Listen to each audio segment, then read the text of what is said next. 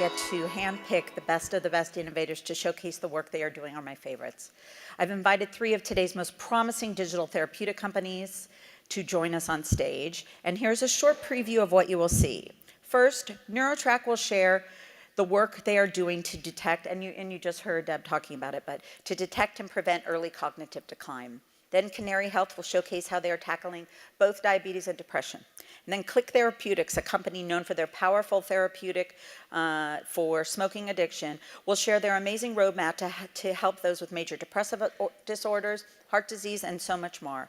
So let's start by welcoming Ellie Kaplan, NeuroTrack's co-founder and CEO, to the stage. Thank you. Jill and Deb for helping to introduce what we're doing at NeuroTrack. As Deb and Jill mentioned, what we've developed at NeuroTrack is the first digital diagnostic test for what we call pre-symptomatic Alzheimer's disease. And given that there's no DX that's as valuable if you don't have the RX, we have also developed, and this is what Deb really dug into a bit, a prevention program that uses the very best in science to help people prevent cognitive decline in Alzheimer's disease. So as many of you know in this room, Alzheimer's disease really represents one of the greatest healthcare challenges of our generation. What we know about the disease is that it's a disease of the aging. So as you grow older, more of us are affected by it. What the numbers tell us is that by the time you reach age 80, 1 in 3 of us have the disease. By the time you reach age 85, 50% of the population has the disease. The problem is, among the problems, is that by the time you show symptoms, you've actually had the disease for 20 or 30 years. And we're missing this huge window of time when we should be preventing, diagnosing, and preventing. There are 0 easily accessible easily accessible diagnostics, and 99.6% of all of the drugs have failed. So what NeuroTrack is bringing to market is the first comprehensive platform for identifying people who are at risk for the disease and then giving them the tools, the technology, the content, and the engagement mechanisms for really being able to prevent. And what we know is that if we can do that, what that will mean are enormous savings in costs. If you just start to break down the numbers, preventing 2 million people from converting from normal to Alzheimer's disease would amount to $30 billion in cost savings a year. So backing up, starting with our digital diagnostic test, I co-founded the company with 2 neuroscientists, and this really is their work. It's based on 30 years of neuroscience research, including studies in monkeys and a 5-year longitudinal study that was done in a human subject base.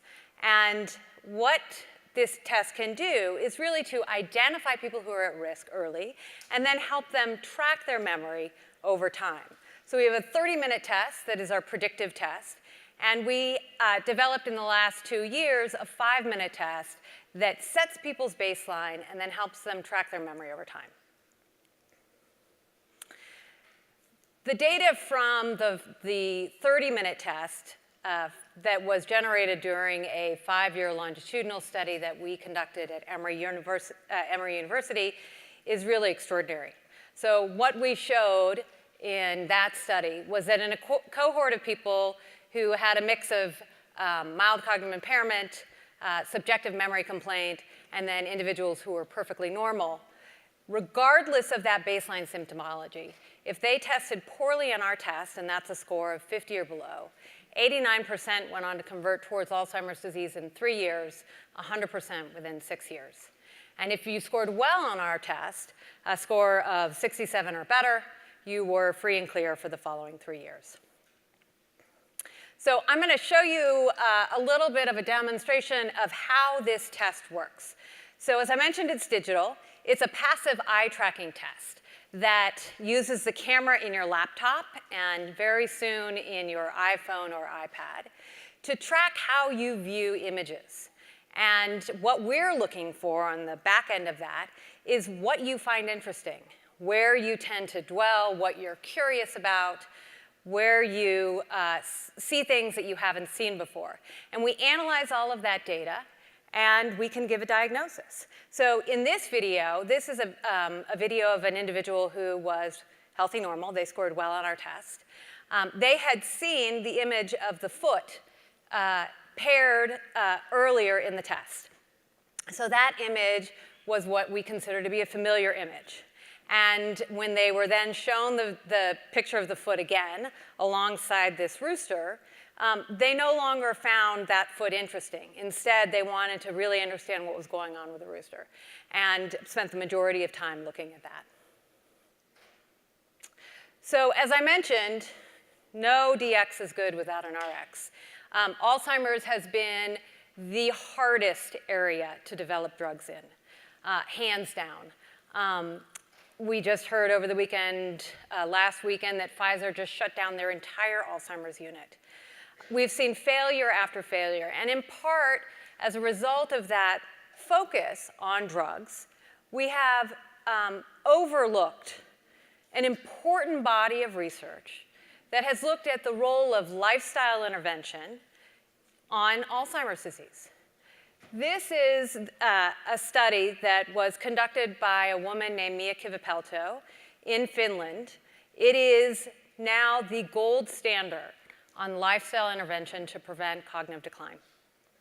What her program uses are interventions around diet, exercise, sleep, managing stress, and cognitive engagement. And what she showed in 2 years, and she will soon be reporting out, I think, the 4-year study results, was that for those individuals who came into the study, 600 of the 1,200 who were on the program, after, honestly, about 6 months' time, showed a 25% improvement in their overall cognition, an 83% improvement in executive function, and a 150% improvement in brain processing speed. So that's the speed at which you take in information, you make decisions, and you go about your day. We've never seen results like this out of any drug study. This is groundbreaking work. And so we invited Mia to partner with us and to help us develop the first commercially available prevention program for Alzheimer's disease. Oops. So this is the work that we're doing with Deb, and I'm incredibly proud of this work. We have built a product that will launch in the spring that is based on the study that we ran with Evidation, that gives people the tools and the content that they need to incorporate the brain-healthy lifestyles into their lives in a meaningful way and actually prevent. And these are the 3-month results. What we showed, or what Evidation showed, was that for those individuals who are on the program, they could improve their score on our test with even just very modest changes to their lifestyle. So you see here, this is just an example of someone who started exercising more. There's no question in our minds and in the minds of the scientists who have done this work that the possibility to prevent more than 50% of all cases of Alzheimer's disease through lifestyle intervention is there. So I want to talk a little bit about what we've seen internationally in terms of interest in our products. As a tech company, we look to consumers directly to gauge their interest and use that as a proxy for demand. We made our test available for free on our site about a year ago, and in just 4 months, we had 100,000 people sign up from more than 165 countries. That's phenomenal to me. I mean, you think about what a diagnostic has represented in the past. It's a spit sample, it's a blood sample. We can collect this information now digitally, and what that means for the reality of intervening on Alzheimer's disease is actually extraordinary. So I want to leave you with this graphic, which takes my breath away every time I see it. This is what the world looks like in 2050. The countries that are in red are countries where more than 20% of their population is older than 65. So if you think back to the beginning part of the presentation when I talked about the fact that Alzheimer's disease begins 20 to 30 years before there are symptoms, and that by the age 85, 50% of the population may have it, you look at this and you can easily understand the type of crisis that we're facing. I would encourage you all to come to our site to take our test. Now that we have the prevention product, it's much less scary. And to really start thinking about the fact that you can start taking care of your brain in the same way that you take care of your lungs, that you take care of your liver and your kidneys, and that there's nothing more important to the future of the world and your individual families than doing so. Thanks very much.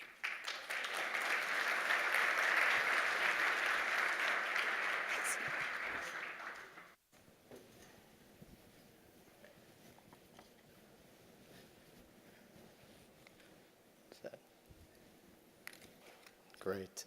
Well, it's a real pleasure to be with you this afternoon. Thank you for the opportunity to share our approach to digital therapeutics. I want to thank Jill and her team. They've done an incredible job. Maybe I'll ask you for a round of applause on that.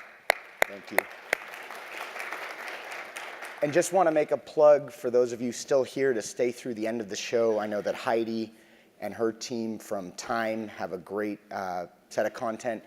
And my good friend and mentor, Wayne Fishburne, is speaking at the end, and he has an incredible perspective from the years that Cooley has spent looking at this. So again, thank you. Share with you our thoughts on digital therapeutics. Canary Health is a digital condition management company really differentiated by our approach to coaching and our approach to engaging individuals in a wrapped around peer support program that we think helps them associate life's priorities to the medical outcomes we care about. And I think maybe the best way to share that with you is to walk you through a journey of one of our users so you can see that how she interacts and the outcomes she has, and what we've done to really impact tens of thousands of lives. So real quick before we jump into that, if I can get the thing to advance, we'll try there. Personal introduction, so my name is Adam Kaufman. I'm the co-founder, president, and CEO of Canary Health. By way of background, I'm a data scientist. I actually didn't know that when I went to grad school for health economics and econometrics. And prior to co-founding Canary Health, I ran the healthcare group of a media company. So kind of an eclectic background, a mix of engineering, statistics, technology, and very personally passionate about what's going on in IoT and analytics and the power to do that. But I think we have a major problem that, if you'll allow me 10 minutes to convince you that I don't think technology alone will solve. We have an epidemic of chronic conditions. I think most of you know that. But for the last decades, we've been investing billions of dollars. Some of the smartest folks are working on it, and we really haven't made a dent, right? The rates of chronic conditions are rising. The impact of those chronic conditions hasn't really been lessened. And it's not for want of trying. It's not for want of emphasis. But I think really what we've done is we've applied all this technology is we've relegated the individual to the periphery of that program. And we've put their biometric markers, we've put the technology, put the therapy itself at the center. And I think we're at this really exciting moment where we can leverage all of that, but we can put the consumer back at the center in a way that he or she is driving that journey. So our vision is a world where every individual is actively self-managing, and they're getting the health they need for the life they want. And we mean that deliberately, that life is what matters and health is something that gets them there. So let me introduce you to Muriel. She's a mother, she's a wife, she's actually a nurse at a large health system in California. She also happens to have type 2 diabetes and a set of related comorbidities. And interestingly, in our work and many others show that while people have the same chronic conditions, they have a different, for lack of a better word, emotional response to that condition. The narrative of how that disease fits into their life is different. And for Muriel, it was that she wasn't willing to accept she had diabetes. Now, she knew she had it. It wasn't sort of the rational question of whether she could accept her diabetes. It was more about, was she willing to associate the behaviors that would prevent her from getting sicker and fit it into her life in a meaningful way. So Muriel was a member of a health plan that offered a Canary Health program. In this particular case, it's our one for people with diabetes. And from the beginning, what she gets is outreach that resonates around story.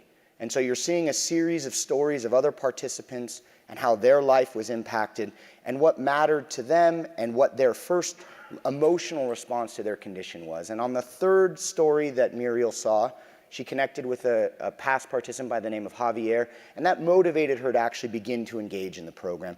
And so from the beginning, we wrap that digital experience in the story of others, in the connection to peers, and that idea that you're not alone in this, not just by the disease you have, but in how you respond to it.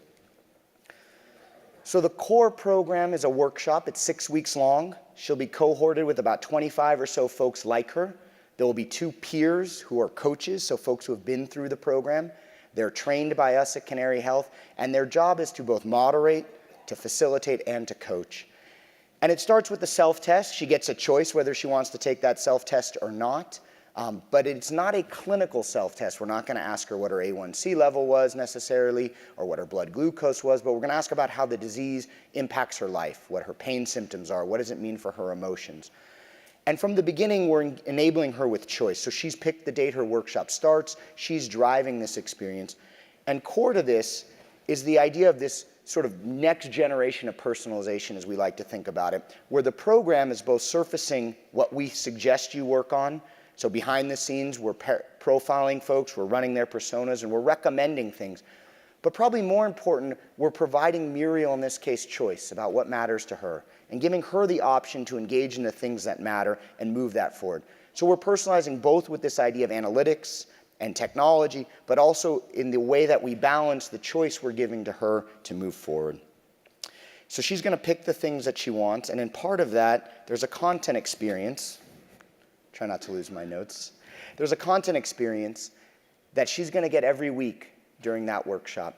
And some of that content is educational, some of it's interactive, but most of it's around the stories of others, the tips of what's worked, and what we're really driving towards is a moment of self-discovery. And a moment of an aha where Muriel says, I get it, this is what mattered to me. And maybe not a epiphany with a capital E, but in the sense of right now, this is what's important. And so you're seeing the picture of Frank, a past participant in the program. He's telling his story. Apologize that the baseball cap got cut off, but if you could see, it would have an Angels logo on it. And Frank's dream was, after he retired, to become an usher at Angel Stadium. And we had the good fortune to interview him and talk about it, and he actually achieved that goal. So he became an usher in Angel Stadium, but his health began to impact, and it's a challenging job, pastime, passion of his. And so his health began to limit his ability to walk up the stairs and to do the things that he wanted to do. And so what Muriel's seeing now is a story of how Frank began to engage, and that was the insight that drove him towards making change. And so she's interacting with that, she's seeing that. And we're going to ask her every week to set a personal action plan. Now, our approach comes from decades of research at the Patient Education Research Center at Stanford University. And among many things they discovered, probably the most powerful is this idea of a personal action plan. We're going to ask Muriel to set a goal. We're going to support her to do that. And we're going to ask her to make it specific. We're going to ask her to set a specific day of the week she's going to do it. And importantly, set her confidence level. And so I invite you to come to our website. You can see a deeper video of Muriel. This is actually a screenshot of that video where she's setting that action plan. And if you can see it in small letters, it sort of says, I will. And she fills in, talk to John, my husband, about what's going on, and talk to him about my diabetes. When am I going to do that? Tuesday evening when John gets home, and how confident I am. So Muriel has realized that the first step for her, and this is very personal, this isn't the first step that Frank went through, nor probably for any of you, in dealing with her diabetes and making it something that moved her life priorities forward, is to have a conversation with her husband. And we help her set that personal goal. We help her make it tangible. And then we help her reflect that into a group of peers where she's sharing that goal. You can see already she's been given a suggestion. 2 people are encouraging her. Those coaches are going to actively moderate and check those comments to make sure no one says something inappropriate. But more importantly, they're going to make sure that it's a constructive and helpful conversation. And so Muriel has been guided to set something that matters to her, and then she gets the support of 25, 30 other people just like her. And so she realizes she's not alone, but not that she's not just not alone with her diabetes, but that she's not the only one who's struggling to think about how she would talk to her loved ones about this. So she sets that goal, And she's actually able to have that conversation with her husband. And I would be disingenuous if I told you that solved her whole problem, right? That is one small step in sort of figuring out how diabetes fits into her life. But she's taken that step and she's walked through a journey of self-discovery. She set a goal. She reflected that into a group and received support and encouragement and nuanced how she should talk to her husband, John. And then she went ahead and did that. And she had success in this case. And she's able to celebrate that. So at the end of that process, she posts that celebration. She reviews the successes of her other co-participants. And it's part of this journey. And this process repeats itself every week for the 6 weeks she's in the workshop. And at the end, this has worked for Muriel. She's begun to reset her relationship to her diabetes and begun to make a tighter connection between what matters to her in her life and how that reflects to her medical outcomes. The 6-week intensive program is over, but we invite her to come be part of an alumni community, or for some of our clients, they move into other programs that are being offered. And she continues to receive that support and that peer coaching that's so valuable. And this works for Muriel. It helped her begin to reflect on what mattered. But I think more importantly, or probably more importantly for those of you sitting here, it does work at scale. So this process of connecting to the medical outcomes that a health system would want, a health plan would want, we as a society would want for our fellow citizens, is directly related to engaging them on what matters to them. So this is a research study that our colleagues at Stanford conducted with Anthem University. It's arguably one of the largest studies in digital therapeutics. 1,300 people enrolled, all with diabetes. A year later, after the intervention, they went back and looked at outcomes, and very importantly, the measures in diabetes like A1C improved. But we think probably more importantly, depression rates reduced, self-efficacy and confidence that people could achieve what they wanted improved. And this came down to this idea that people were in control of their lives. Proud to announce that Anthem and Stanford have done a cost analysis of this, and that publication is forthcoming. So for those of you tracking us or interested, we can share that as well. So in conclusion, we're quite bullish, to use that expression, on digital health. We think the ability to engage people, to provide the support that lets them structure their own lives in the context of medical care is going to profoundly change population health. You have my email. Please do contact me. I do invite any of you interested to join us on this journey. It's not a simple one. We haven't solved it all, but we're certainly at the early stages of making impact. So again, thank you. Really appreciate the opportunity and look forward to speaking with you later.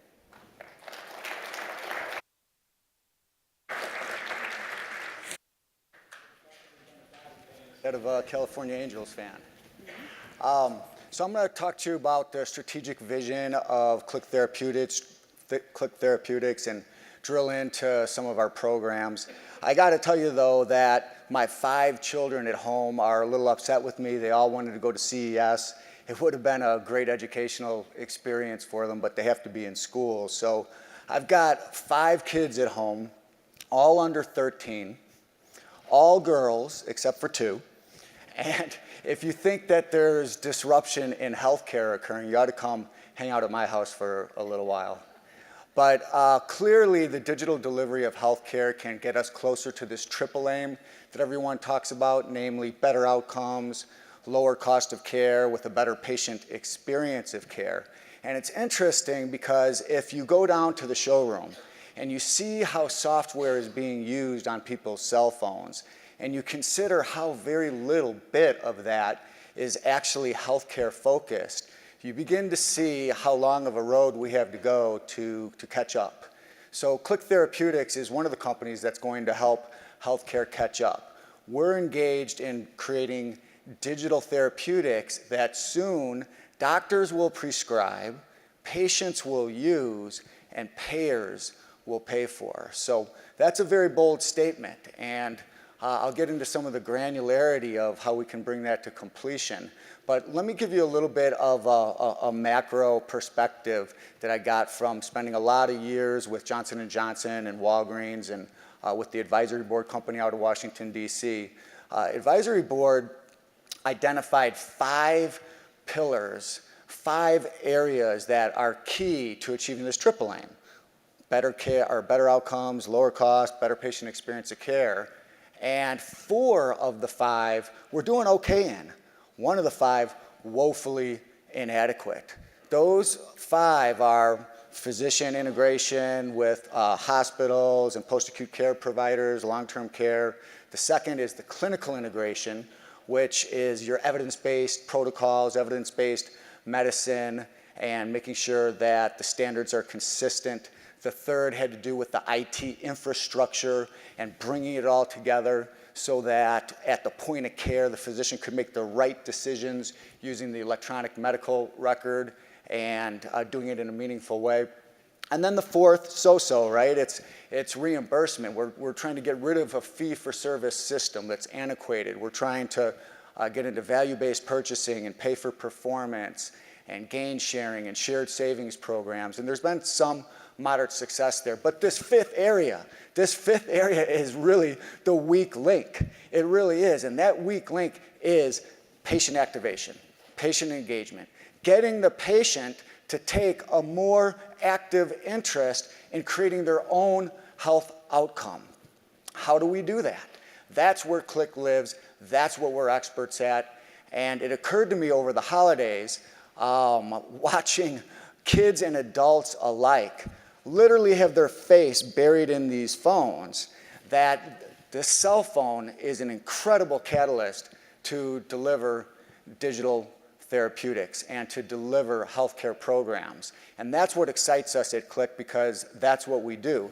The premise for the company is really that software can actually drive outcomes just like drugs, and they can drive outcomes as standalone therapies, or they can drive outcomes in addition to drugs. So it's not just a premise, as I put it. There's actual randomized controlled trials that have validated this. Numerous peer-reviewed publications cite randomized controlled trials showing the effectiveness of software at treating various conditions. I think Click might be on its 12th peer review publication. So the process that we're following is very similar to what you would see with a biotech company or a pharma company. We create the product with MDs and engineers. Then we validate it through rigorous randomized controlled trials. Then we get with the FDA and commercialize the product, get the marketing approval, if you will. And then we scale by working with payers so that these products can be covered for the whole population. And that's how we'll get to this revolution that's occurring of doctors prescribing apps, patients using them to treat their conditions, and payers paying for them. So what are some of the diagnoses that these software apps will attack, if you will? Well, major depressive disorder, as you've heard from some of the folks, is one area. Insomnia, substance abuse disorder, all sorts of behavioral conditions that can be treated with software. And I was asked in an interview what patients are going to get digital therapeutics. And certainly they'll apply to a lion's share of the population, because most people would rather take a non-pharmacologic therapy if they can use something else that is equally effective but safer. But if you just think for a second, if you're pregnant and baby is on board, or you're postpartum and you're breastfeeding, do you want to have to take a psychotropic medication if you're depressed? Do you want to have to take an SSRI if you're depressed? If your teen child is showing depression signs, do you want to put them on that drug? If you can't sleep at night and you go to the doctor's office, do you really want a class 4 medication that helps you get an extra 15 minutes of sleep? Or, if available, would you prefer to try an FDA-cleared application that gives you 50 extra minutes of sleep? So those are some of the special populations that will benefit. The FDA has actually already created the infrastructure for this vision to occur at scale. There's a pathway, a regulatory pathway called SAMD, stands for Software as Medical Device. And the FDA has been really encouraging of this kind of innovation, but it's not just them. the payers are highly supportive as well.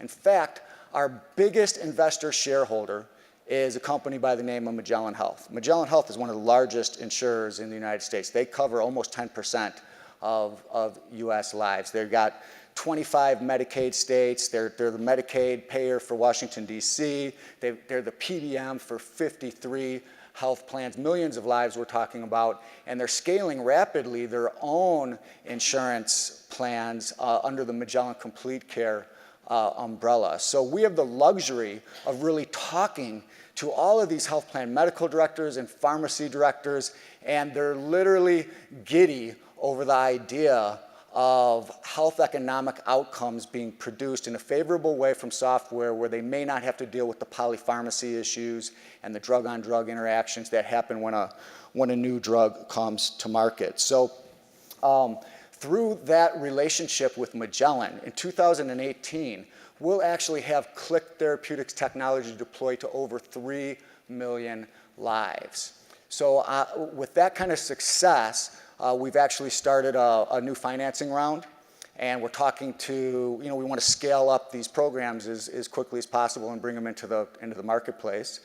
And the venture capital firms that we talk to, the institutional investors that we talk to, even the pharma companies who are likely distributors of these products potentially, all have the same question. How are you going to get the payer to pay? And we tell them what our experience has been with Magellan, but we don't ask them to believe that. We ask them to go out and just ask a payer. Ask the payer if you had clinical trial results, randomized controlled trials, rigorous trials in fact, that would show a software app being as efficacious, at least as safe as a drug, and you didn't have to worry about adverse events, and you didn't have to worry about polypharmacy, and you didn't have to worry about a patient who doesn't want to take a drug. Would you reimburse for it? Would you cover it? And the answer is almost uniformly positive. Not almost, it is uniformly positive. So our pipeline, the major depressive disorder product that we have coming out is first. We've got a very advanced insomnia program, followed by Click Heart. We've got a very advanced chronic lower back pain product, and a myriad of other programs that are in development. In fact, if I had more time, I'd tell you about our Alzheimer's program. Our Alzheimer's program is on an entirely different platform in that you use human caregivers and sort of a social network. In one aspect, it's similar to one of those apps that you have with your doctor or with your health system where you have to indicate a peer advocate who's going to monitor if you're taking your drug or not. For me, it's a cholesterol-lowering drug. So, I'm at the doctor, and the doctor says, Joel, you have to appoint a best friend or your wife for this peer advocate program. And I said, well, my wife and my best friend are one and the same. And he says, no, your wife's not your best friend. I said, you're wrong, she is my best friend. He says, no, it's your dog's your best friend. I said, well, you're wrong, it's my wife. He says, no, it's your dog, and if you don't believe that, take your wife and take your dog, lock them both in the trunk of the car, come back in 2 hours, open the trunk, and find out which one's happy to see you. So anyway, happy to see all of you folks, and hopefully we'll get a chance to talk at the break. Thank you.